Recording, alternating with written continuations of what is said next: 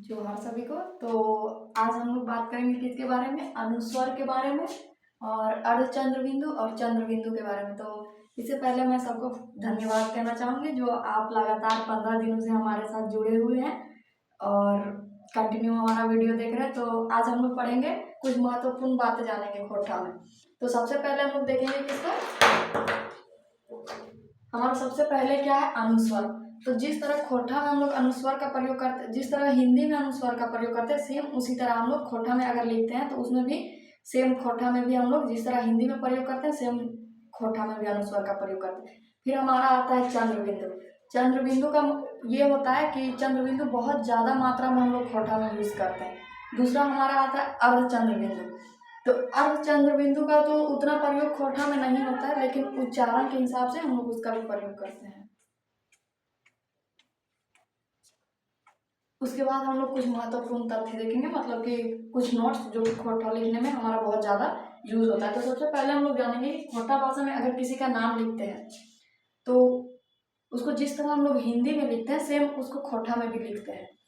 लेकिन अगर नाम में बदलाव करना चाहें तो अगर हम लोग उसको खोटा में लिखना चाहें, जैसे कि हम लोग पीछे स्वर वर्ण और व्यंजन वर्ण का बदलाव पढ़े, उस तरह से अगर बदल के लिखना चाहें तो वो भी हमारा सही होता है।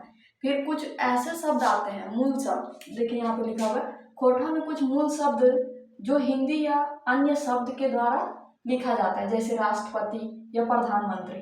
शब्द को लिखने के बाद सिंगल इन्वर्टेड कोमा में बंद करके लिखा जाता है। ये कुछ मूल शब्द है जिसमें कोई चेंज नहीं किया जा सकता, वो जिस तरह से हिंदी में लिखाता है उस तरह से सेम लिखाएगा खोटा में भी। और कुछ ऐसे शब्द भी आते हैं जो हिंदी हो या फिर इंग्लिश हो, इंग्लिश का तो हम लोग खोटा में यूज नहीं करते हैं, नहीं के बराबर में होता है, लेकिन कोई अन्य, जैसे कि हम लोग कोई और लिपि में लिखते हैं, जैसे संथाली हो गया, हमारे यहाँ झारखंड में बहुत से अलग अलग है, नागपुरिया में, तो उसमें भी हम लोग लिख सकते हैं, लेकिन उसको एक सिंगल इन्वर्टेड कोमा से बंद कर देना होता है ताकि पता चले कि ये शब्द कहीं और से लिया गया है, लेकिन इसको हम लोग खोटा में यूज कर रहे हैं। फिर हमारा आता है खोटा भाषा में शब्दों का उच्चारण। अगर कुछ हम लोग लिखते हैं खोटा भाषा में, हमारा क्या होता है, शब्दों के उच्चारण के अनुसार भी उसको हम लोग लिख सकते हैं। जैसे कि एग्जाम्पल हम यहाँ पे लिखे हैं स्कूल, तो देखिए हम लोग हिंदी में लिखते हैं आधा सा उ अरला स्कूल, ये हमारा हिंदी में लिखा था हिंदी में। लेकिन इसी चीज को अगर हम लोग खोटा में उच्चारण करते हैं तो हमारा क्या हो जाता है, स्कूल। दूसरा है हमारा स्टेशन, ये स्टेशन वाला स्टेशन है, रेलवे स्टेशन वाला, जिसको हम लोग गांव में सुनते हैं, अरे टीशनवा जेबी रे, अरे टीशन जाए के हल, मतलब वो जो हमारा स्टेशन वाला को ही बहुत कोई क्या बोलता है, टीशन। और इससे एक बात याद आता है, तो पहले हम लोग ट्यूशन जाते थे, ट्यूशन, उसको ट्यूशन ना बोल करके हम लोग बोलते थे आज ट्यूशन जेबी। तो एक दादाजी थे वो बोलते थे तो हम ट्यूशन जा कि ट्यूशन जा, तो हम लोग को पहले पता नहीं था तो हम लोग बोल देते थे ट्यूशन, तो वो भेज देते थे कहाँ कि आज के बाद तो हम जीवा स्टेशन। तो उससे कुछ याद, कुछ पल ऐसा भी होता है जो याद रहता है। फिर हमारा हो गया हफ्ता का नाम लिख दिया, शनिवार, जो हिंदी में लिखा हुआ, उसको हम लोग खोटा में शनि, जैसे कि बोलते हैं शनिचर।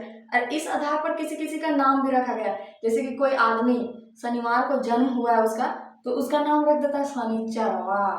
मान लीजिए किसी का जन्म होता है मंगल को, तो उसको बोलता है मंगरा। तो इस हिसाब से भी होता है कि कुछ का उच्चारण के हिसाब से भी उसका नाम रख देता है। तो कल हम लोग देखेंगे कि कौन सा शब्द को किस तरह से उच्चारण किया जाता है। आज के लिए इतना ही, धन्यवाद। लिखा हुआ है, आप लोग अगर लिखना चाहें तो लिख सकते हैं या फिर याद कर लीजिए। बेहतर होगा कि आप लोग अपने कॉपी में जहाँ लिखते जा रहे हैं शुरू से वहाँ लिख ले तो अच्छा होगा। धन्यवाद।